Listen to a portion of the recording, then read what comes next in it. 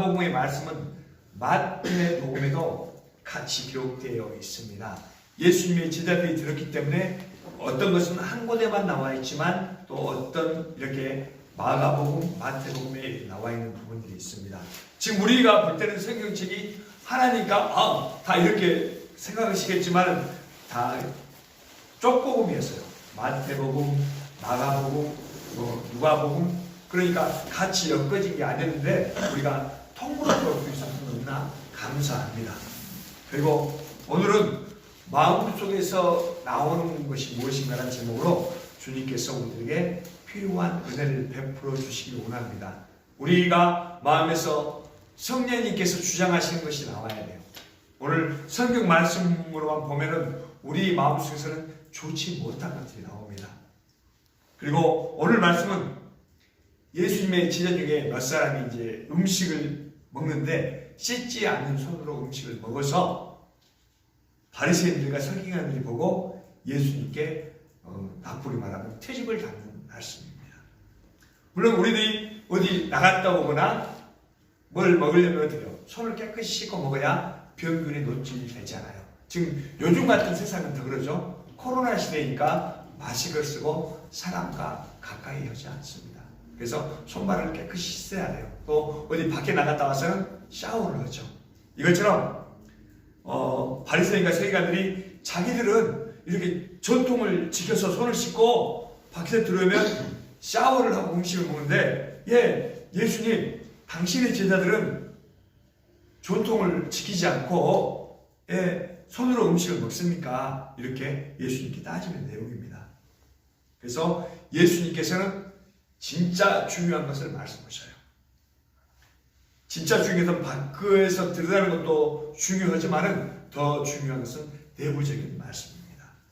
예수님 6절 8절에 한번 읽어볼까요? 6절 8절 시작. 이르시되 이사야가 너희 외식하는 자에 대하여 잘 예언하였도다. 기록하였으되 이 백성이 입술로 나를 공경하되 마음은 내게서 멀도다. 사람의 계명으로 오온을 삼아 가르치니 나를 헛되이 경배하는도다 하였느니라.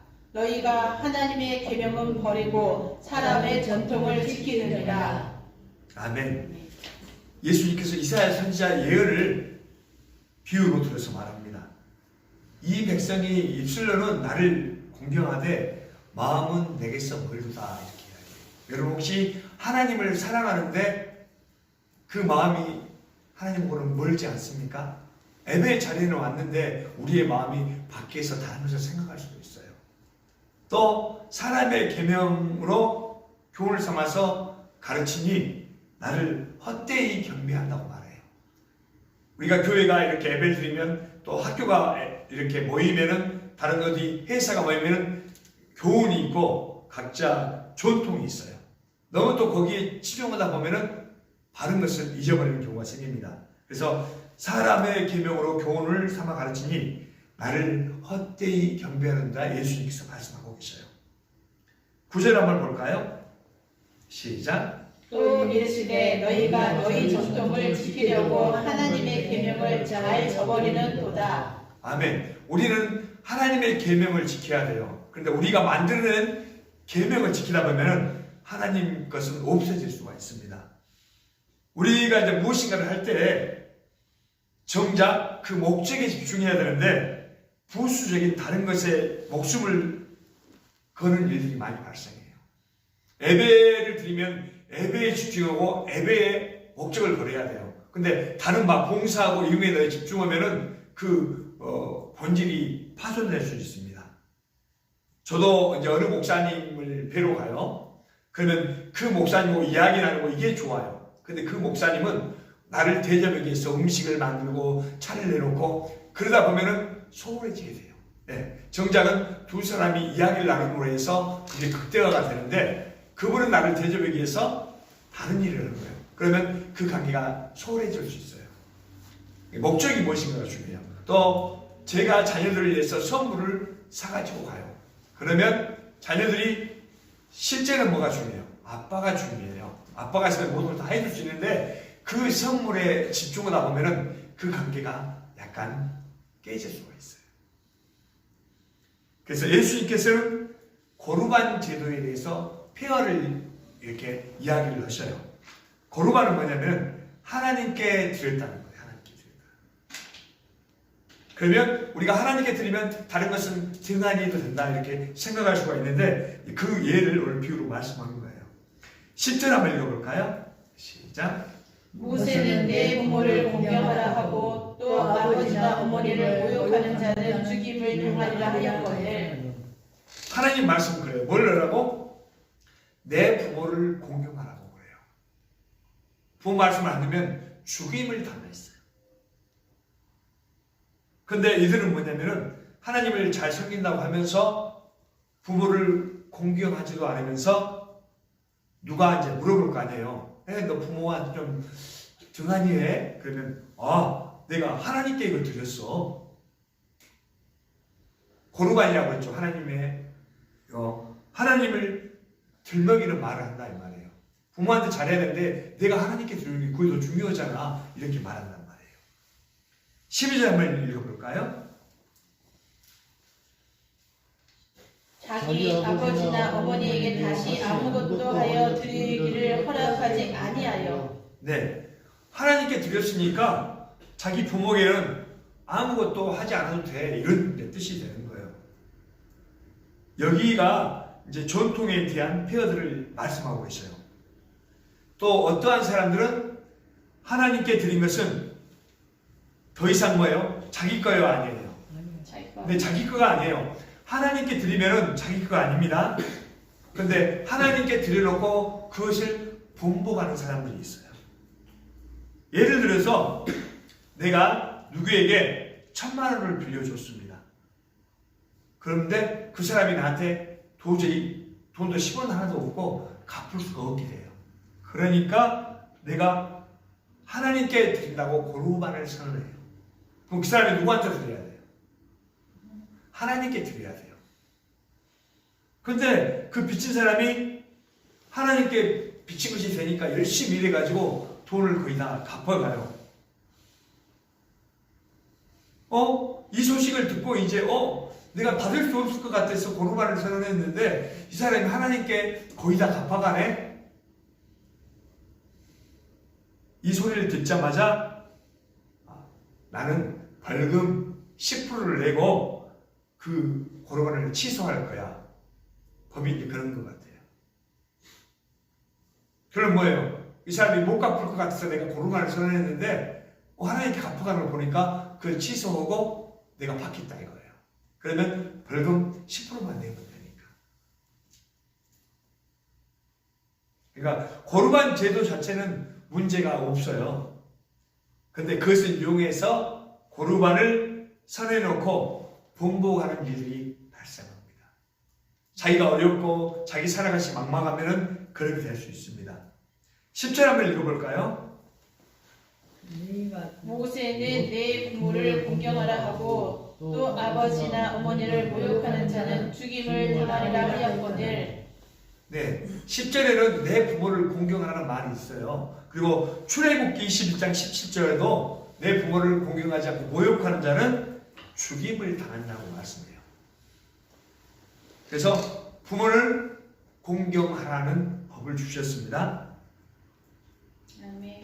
그런데 누군가가 부모님께 잘하지 못하니까 잘해야지 이렇게 이야기를 한다면 나는 하나님께 드렸는데 고르반 이야기를 한다는 거예요.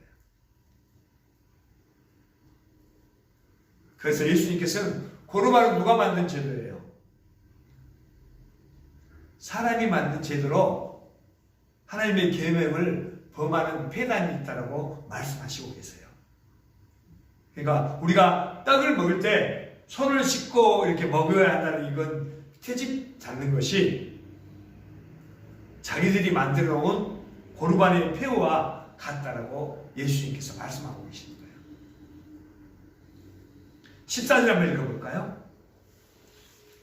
우리를 다시 불러 이르시되 너희는 다 내 말을 듣고 깨달으라. 그래서 예수님께서 다시 무리를 불러서 내 말을 듣고 깨달으라고 말씀하십니다. 15절 한번 읽어볼게요. 무엇이든지 밖에서 사람에게 들어가는 것은 능히 사람을 더럽게 하지 못하되 16절 사람 안에서 나오는 것이 사람을 더럽게 하는 것이니라 하시고 20절 한번 읽어보겠습니다. 또 이르시되 사람에게서 나오는 그것이 사람을 더럽게 하느니라. 네, 입으로 들어가서 다 뒤로 나오죠. 그렇지만 입으로 들어갔는데 입에서 나오는 것은 뭐야? 사람을 더럽게 해주셨어요. 먹는 것 자체가 문제가 안 되고, 요즘 코로나 시대에 손을 씻고 깨끗하게 먹어야 건강하겠죠. 근데 그런 말이 아니에요. 그것은 육체적인 말이고 우리 속에서 나오는 것이 더럽다고 말씀하는 겁니다. 그래서 뭐가 우리 속에서 나오는가 20절 한번 읽어보겠습니다. 시작. 또 이르시되 사람에게서 나오는 그것이 사람을 더럽게 하느니라. 21절 23절까지 읽어보겠습니다.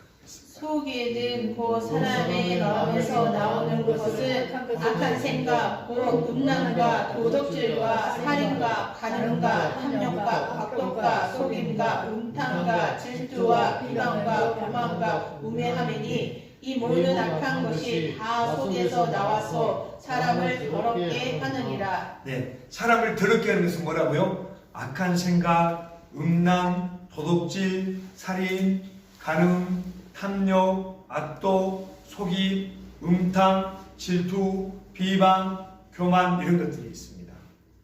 우리들도 우리 모습을 볼 때 이런 것들이 나온 적이 있죠. 네, 들어가는 것이 잘못된 것이 아니라 우리 속에서 나오는 것이 이런 것들이 나와요. 그리고 성경은 율법을 그리스도께 인도하는 초등교사라고 이야기해요. 초등교사가 뭔지 알죠? 로마 사람들은 이제 교양인 대접을 받으려면 그리스어를 할 줄 알아야 됐어요. 요즘도 우리가 좀 대우를 받으려면 뭘 할 줄 알아야 돼요? 영어를 할 줄 알아야 돼요. 아니면 나는 몇 개국어 할 줄 아는데 이렇게 하면 교양인 대접을 받습니다. 그리고 로마 사람들도 그러려면 그리스어를 해야 돼요. 그러면 그리스어를 배우려면 어떤 것이 최고 잘 배울 수 있을까요? 우리들은 영어를 잘하려면 어떻게 해야 돼요? 가해 선생님을 두죠. 학교 가기 전에 가해 선생님을 둬요.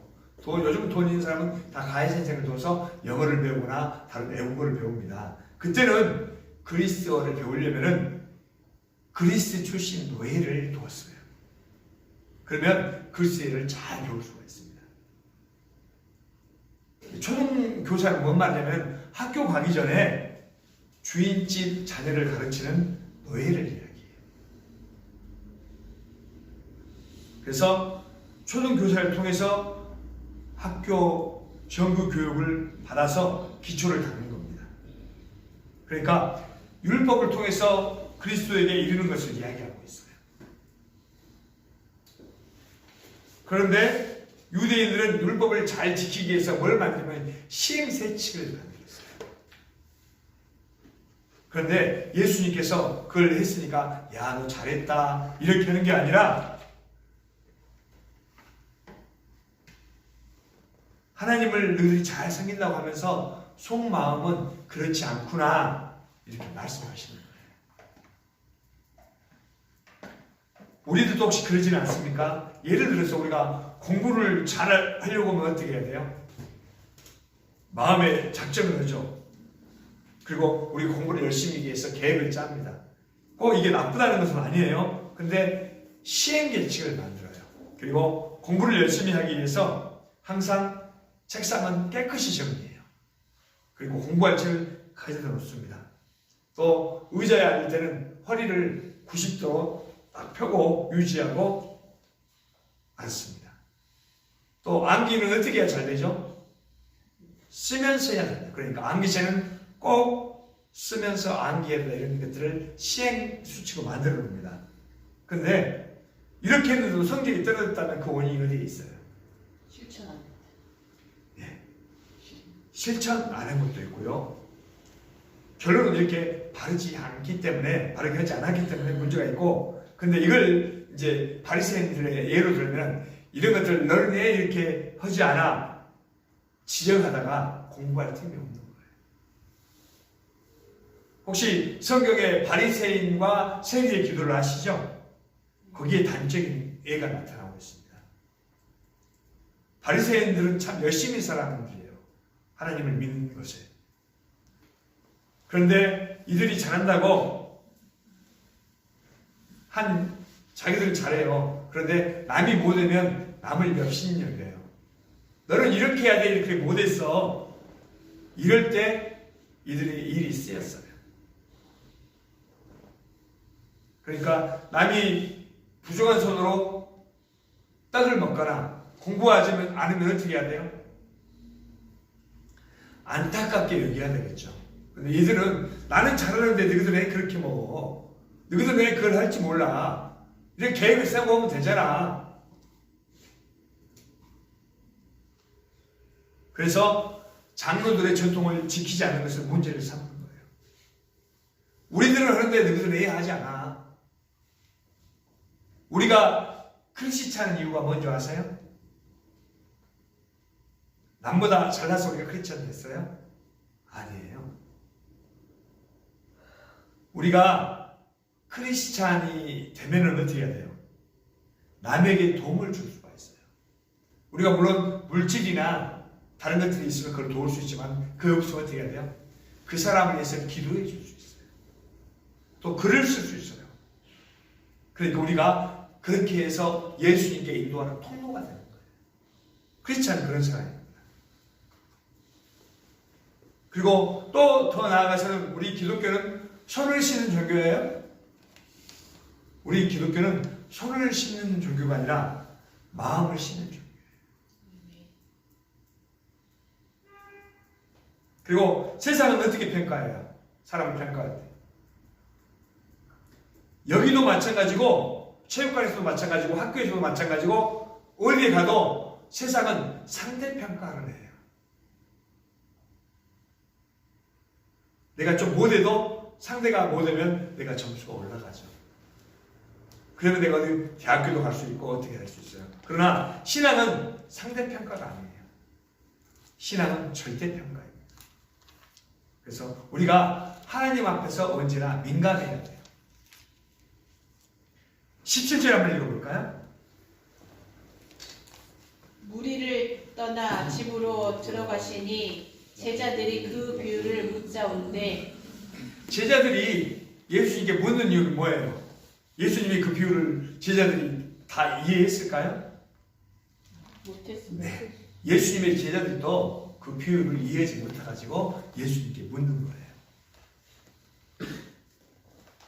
우리가 지금 오늘 7장이지만 앞으로 공부할 8장 29절에는 베드로가 어떻게 고백해요? 주는 그리스도시요 살아계시는 하나님의 아들이라고 고백해요. 예수님께 베드로한테 물어보죠. 너는 나를 뭐라고 하느냐? 물어봐요. 사람들이 나를 뭐라고 하지? 베드로야, 너는 나를 뭐라고 해? 그러니까 베드로가 주는 그리스도시요 살아계신 하나님의 아들이라고 고백합니다. 신앙 고백이 나와요. 물론 베드로가 고백했지만 거기 있는 제자들의 고백이고 우리들의 고백이에요. 주는 그리스도시요 살아계신 하나님의 아들이십니다. 그리고 8장 33절은 뭐라고 하나 한번 읽어볼까요? 8장 예수님께서 이제 내가 고난을 받아야 되겠다 이야기하니까 베드로가 말이라고 하는 거예요. 예수께서 돌이키사 제자들을 보시며 베드로를 꾸짖어 이르시되 사탄아 내 뒤로 물러가라. 내 하나님의 일을 생각하지 아니하고 도리어 사람의 일을 생각하는도다 하시고. 아멘. 방금 전까지만 해도 베드로가 어땠어요? 주는 그리스도 네가 한 게 아니라 하나님이 하셨다고 이렇게 칭찬받았는데 바로 뒤에 가면 어때요? 예수님이 나는 이제 죽는구나. 죽어야 될 것 같아. 그러니까 베드로가 예수님 그러면 안 돼요. 그러다가 보니까 예수님한테 꼬시람을 듣는 내용입니다. 이게 베드로가 이야기했지만 베드로만의 이야기가 아닐 수 있어요. 거기에 있는 제자들도 같은 생각일 수도 있고 아마 우리가 그 자리에 있었다면 우리의 생각도 베드로와 같을 수도 있어요. 방금 전만 해도 예수님이 5,000명을 먹이고 이렇게 풍부하게 살고 너무나 좋은데 예수님께 있는 게 천국인데 예수님께서 내가 곧 죽어야겠다니까 예수님 그러면 안 돼요. 그래서 하나님의 일을 모르는 거죠.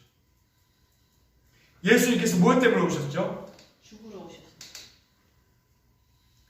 죽으러 오셨는데 예수님께서 우리가 잘못 살아온 속사람을 고치시기 위해서 오셨어요. 이게 회개예요. 고쳐서 뭐 하려고? 하나님 백성 삼아주시려고. 하나님 나라를 주시려고. 그래서 하나님 나라가 이미 우리한테 왔어요. 예수님께서 그 일을 하셔서. 전에는 우리가 하나님을 아버지가 불렀다고 못 불렀다고요? 못 불렀다. 하나님을 아버지라고 부르잖아요. 남을 아버지 이렇게 부르지는 않잖아요. 근데 지금은 누구나 다 예수 믿는 사람은 하나님을 아버지라고 불러요. 그리고 예수님께 구할 수 있는 권세를 주셨어요. 우리가 어떤 어려움에서는 하나님 아버지 내가 이런 부분이니까 이렇게 해주십시오. 누구의 이름으로 기도해요? 예수 그리스도의 이름을 주시고 예수 그리스도로 구하게 해주셨어요. 지금은 하나님을 아버지라고. 이미 우리는 하나님의 백성이에요. 하나님의 통치 받는 게 하나님 나라예요.